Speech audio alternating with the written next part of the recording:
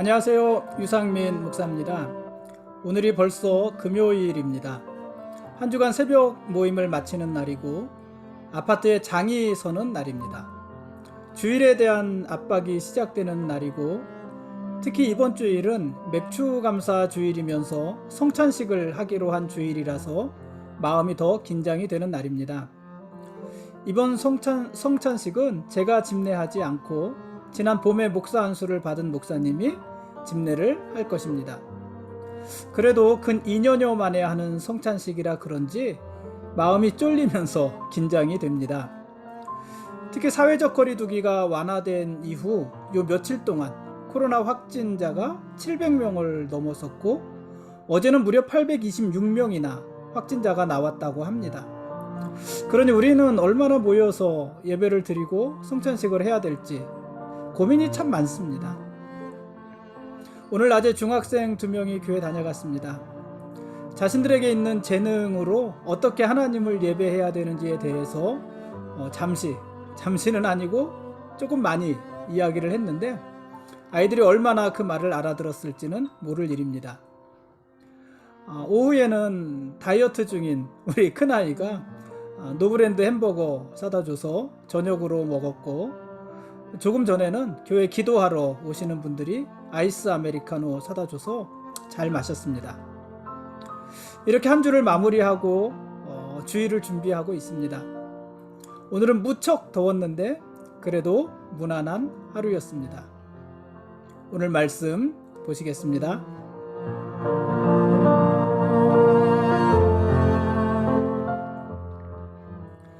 오늘 읽을 말씀은 이사야서 25장부터 29장까지 말씀입니다. 이사야서 25장에서는요, 어제 우리가 본 24장에서 말씀하신 그 종말에 있을 구원과 환희를 소개합니다. 하나님의 구원의 날이 임할 것입니다. 그때 자기들의 힘을 믿고 약한 자들에게 폭력을 행사하면서 약탈을 일삼던 나라들은 아주 철저하게 무너질 것입니다. 그러나 강한 자들에게 학대를 받으면서 고통받던 하나님의 백성들은 하나님께서 구원해 주실 것입니다. 그러니까 하나님의 날이 어떤 사람에게는 심판의 날이고 어떤 사람에게는 구원의 날인 것입니다. 물론 우리에게도 마찬가지입니다. 우리에게도 임하실 하나님의 날은 어떤 사람에게는 심판의 날이지만 어떤 사람에게는 구원의 날이 될 것입니다. 어쨌든 그때 사람들은 하나님이 빈궁한 자의 요새시며 환난당한 가난한 자의 요새시며 폭풍 중에 피난처이시며 폭양을 피하는 그늘이셨다 하는 것을 알게 될 것입니다. 이사야서 25장 4절 말씀입니다. 하나님은 그렇게 당신의 백성들과 함께 하셨고 마침내는 그들을 구원해 내실 것입니다. 그리고 그때 구원받은 하나님의 백성들은 하나님의 이름을 높이면서 그분의 이름을 찬양할 것입니다. 그리고 하나님께서는 구원받은 백성들을 위해서 큰 잔치를 베풀어 주실 것입니다. 우리도 그렇죠. 우리가 하늘나라에 가면 잔치가 있을 거라는 말 많이 하지 않았습니까? 잔치가 있을 것입니다. 하나님의 잔치를 베풀어 주실 것입니다. 골수가 가득한 기름진 것과 오래 저장해 두었던 맑은 포도주로 기쁨을 만끽하게 하실 것입니다.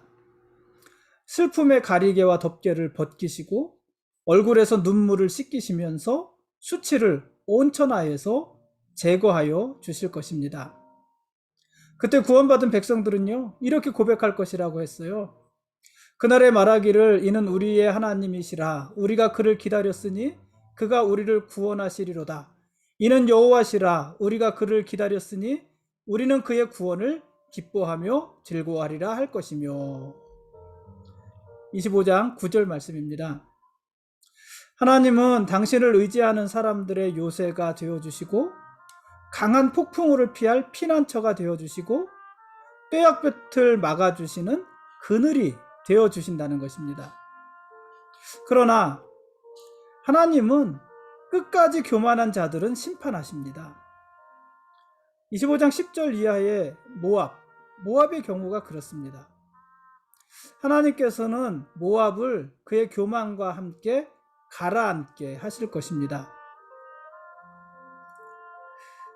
하나님은 모압이 자랑하던 성벽을 헐어내시고 그들을 땅의 먼지 바닥에 폭삭 주저앉게 하실 것입니다. 이스라엘이 하나님의 구원을 노래하는 동안 모압은 하나님의 심판으로 주저앉게 될 것입니다. 이상 25장이고요. 26장에서 하나님께서는 어떤 상황에서도 주를 신뢰하고 기다리던 자에게 세상이 빼앗을 수 없는 완전한 평화를 주실 것이고, 그로 인해서 하나님의 백성들은 영원한 승리의 노래를 부르게 하실 것이라고 말씀을 하십니다. 물론 우리는 그날과 그때를 알지 못합니다. 그러나 하나님은 신실하신 하나님이시고 말씀하신 바를 반드시 이루시는 하나님이십니다. 그러므로 우리에게 필요한 것은요, 하나님을 신뢰하면서 하나님의 때를 기다리는 것입니다. 지금 당장 삶이 어려워도 하나님께 소망을 두고 하나님의 날, 우리를 구원해 내실 하나님을 믿으면서 인내하는 것, 그것이 우리에게 필요한 것입니다. 오늘 새벽에 에베소서 말씀을 묵상하면서 그런 말씀 나누지 않았습니까? 시험과 시련을 대하는 우리의 자세는 무엇인가? 우리가 시험을 만났을 때, 그 시험으로 인한 시련이 왔을 때 어떻게 해야 되는가 했을 때 어떻게 해야 되는 거라고 그랬어요?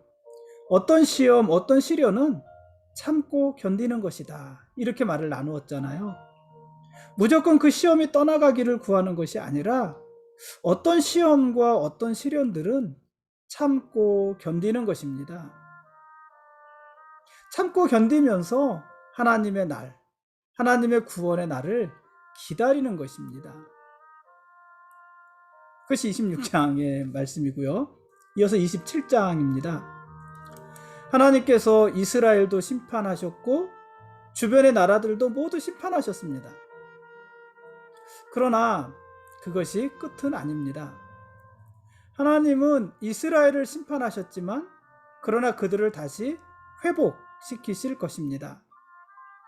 하나님은 이스라엘을 결실하는 포도원으로 삼으시고 그들을 잘 가꾸고 보살펴 주실 것입니다. 뿐만 아니라 열국이 하나님께로 돌아와서 하나님을 예배하게 하실 것입니다. 이사야 27장 12절 13절은 이렇게 기록했어요. 너희 이스라엘 자손들아, 그날에 여호와께서 창이라는 하수에서부터 애굽 시내에까지 과실을 따는 것 같이 너희를 하나하나 모으시리라. 그날에 큰 나팔을 불리니 아수르 땅에서 멸망하는 자들과 애굽 땅에서 쫓겨나는 자들이 돌아와서 예루살렘 성산에서 여호와께 예배하리라. 하나님께서 흩어졌던 사람들을 하나하나 모으시겠다고 하시는 말씀 아닙니까? 하나님께서 모으시겠다고 하는 사람은 포로로 잡혀갔던 이스라엘 사람들이고, 거기에 더해서 세계 각국에서 하나님을 공경하는 모든 사람들입니다. 그들을 다 모으시겠다는 것입니다. 그러니까 하나님은 열국에서 하나님을 공경하는 모든 사람들을 다 모으시겠다는 거예요. 거기에 우리도 들어가는 것입니다. 그들을 다시 예루살렘에 모아서 그곳에서 하나님을 예배하게 하겠다, 이렇게 말씀하시는 것입니다. 28장에서는 하나님은 술에 취한 듯 교만한 에브라임과 그들의 길을 답습하는 유다 사회에 대한 심판을 경고하십니다. 성경에서 술 취했다는 것이 좋은 의미로 사용된 적은 하나도 없습니다. 술 취한 것은 다 악한 것으로 묘사가 되는데, 에브라임이 그와 같았다, 북이스라엘이 그와 같았다, 그들은 술 취한 자들 같았다, 술 취하여 교만한 자들 같았다, 이렇게 표현을 한 거예요. 그렇게 해서 그들이 멸망했는데, 그것을 보고도 그 길을 똑같이 답습하고 있는 유다, 그 유다도 이스라엘처럼 에브라임처럼 심판할 것이다, 이렇게 경고하시는 것입니다. 그러나 하나님은 신실한 남은 자들에게 친히 영화로운 면류관이 되어 주실 것이기도 합니다. 하나님께서는 애국과 언약을 맺고 안전을 자신하는 예루살렘을 정의와 공의로 심판하시고, 장차 새로운 돌로 기초를 놓은 나라를 세우실 것입니다. 애굽의 도움으로 유다가 살아나는 것이 아니라는 말입니다.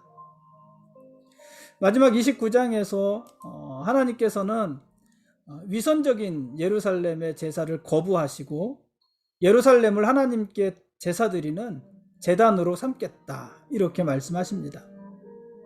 29장 1절에 보니까는요, 이렇게 시작을 했잖아요. 슬프다 아리엘이요 아리엘이요. 아리엘이 뭘까요? 아리엘, 아리수도 아니고 아리엘. 아리엘은요, 예루살렘 혹은 시온을 가리키는 말입니다. 시온 하면 우리가 그냥 통칭해서 예루살렘 이렇게 봐도 뭐 크게 무리가 있지는 않잖아요.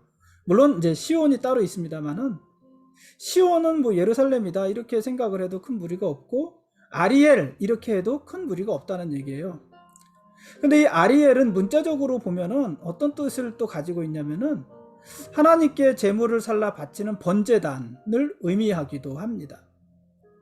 그러니까 유다는 번제단의 제물을 살라 바치면서 항상 하나님께 제사를 드렸는데, 그래서 아리엘인데 그들의 제사는 형식적이었다는 것입니다. 그들은 하나님께 항상 제사를 드리면서도, 여러분, 유다의 제가 왜 형식적이었을까요? 뭐 제사 드리면서 다른 마음 품었을까요? 제사 드리면서 딴 생각했을까요? 그래서 형식적일까요? 그럴 수도 있죠.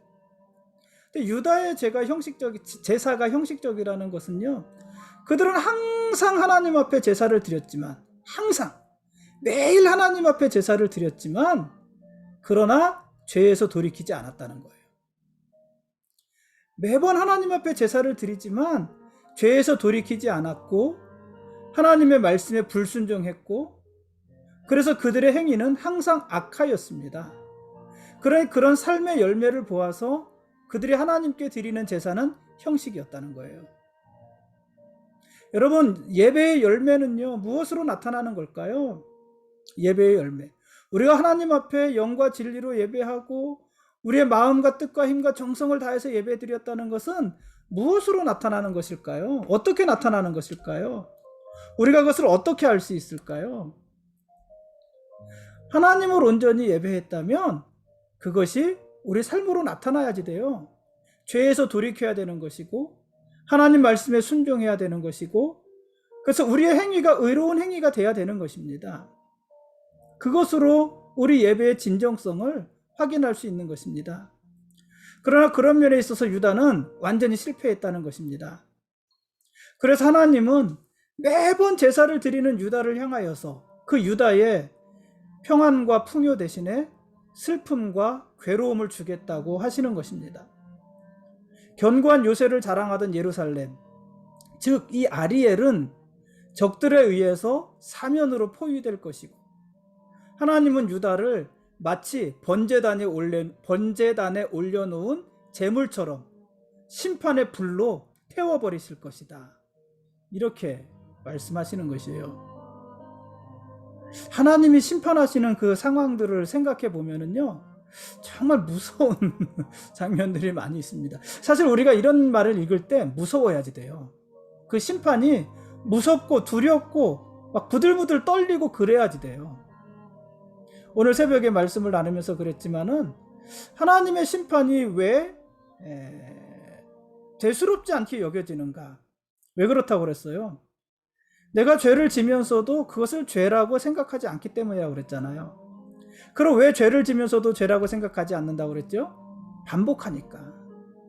처음에 죄를 질 때는 그것 때문에 내가 숨이 막히고 죽을 것 같았는데 두 번, 세 번 세 번 반복하다 보면은 익숙해지고 죄가 편안해지고 나중에 그게 죄가 아닌 것처럼 생각이 되는 거예요. 그러니 거기에 대한 심판을 말씀하셔도 그게 크게 와닿지 않는 것입니다.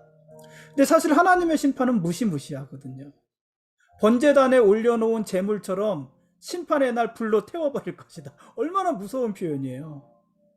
두려워 벌벌 떨려야 되는 것이 정상입니다. 어쨌든 유다의 그 형식적인 예배에 대해서 하나님이 이렇게 심판을 선고하십니다.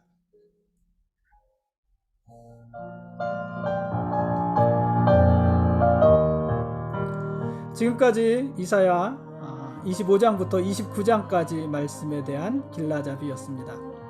내일 읽을 말씀은 이사야서 30장부터 35장까지 말씀입니다. 오늘 읽을 말씀 중에 이사야서 26장 3절은 이렇게 기록했습니다.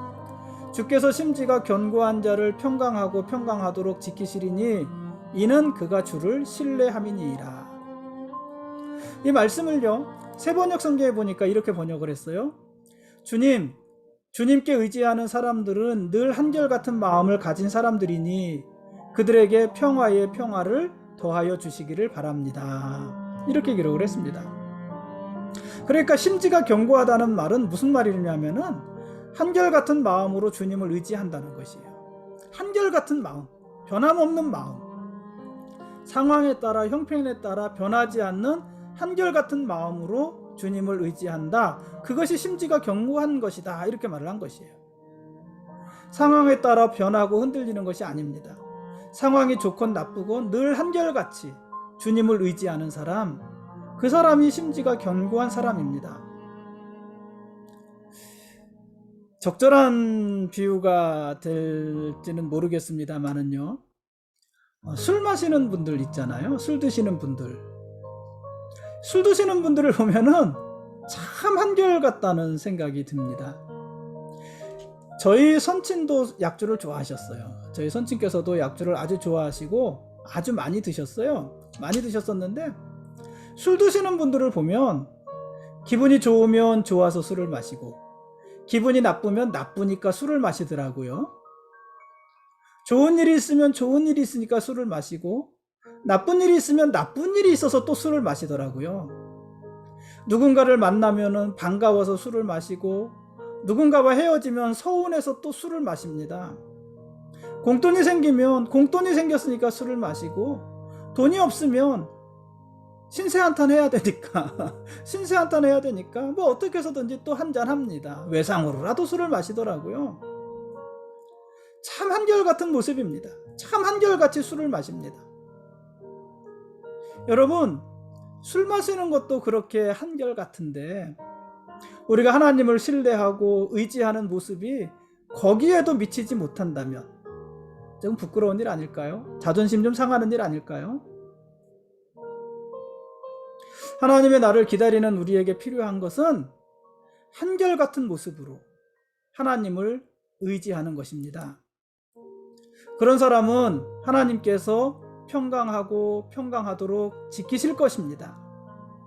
그런 사람은 하나님께서 평화의 평화를 더하여 주실 것입니다. 이 평화의 평화, 평강하고 평강한 평화를 또 뭐라고도 번역했냐면 완전한 평화, 퍼펙트한 평화, 이렇게도 번역을 했습니다. 그것을 주시겠다는 거예요. 퍼펙트한 평화를 주시겠다는 것입니다. 그러니까 우리 삶의 형편이 문제가 아닌 것입니다. 형편이 어려워서 힘들고 원망과 불평이 튀어나오는 것이 아니라 한결같이 하나님을 신뢰하지 못하기 때문에 원망하고 불평하는 것이라는 얘기입니다. 같은 의미지만은요, 우리가 상황이 좋아서 감사하고 평안한 것이 아니라 한결같이 주님을 신뢰할 때 감사하고 평안한 것입니다. 형편이 문제가 아닌 것입니다. 우리가 하나님을 어떻게 신뢰하느냐, 그것이 항상 문제인 것입니다. 어쨌든 이렇게 한결같이 주님을 신뢰하는 사람, 다시 말해서 심지가 견고한 사람은 하나님의 날이 임하는 그날까지 하나님께서 평강의 평강으로, 평강하고 평강하도록 지켜주시는 것입니다. 오늘은 여기까지 하겠습니다. 하나님이 우리의 왕이십니다. 그리고 우리는 그분의 거룩한 백성들입니다. 고맙습니다.